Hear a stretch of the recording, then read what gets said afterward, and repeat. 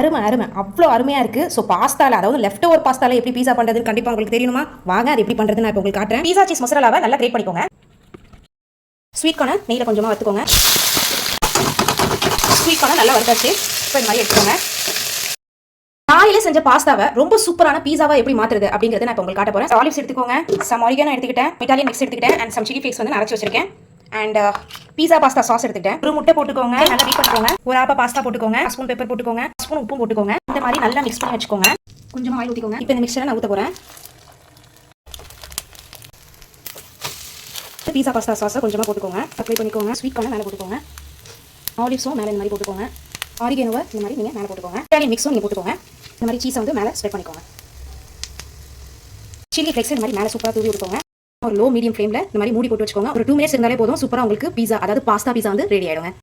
செம்மையாக வந்து சீஸும் ஊறி இருக்கு. சூப்பரான பாஸ்தா பீஸா ரெடி ஆயிடுச்சு.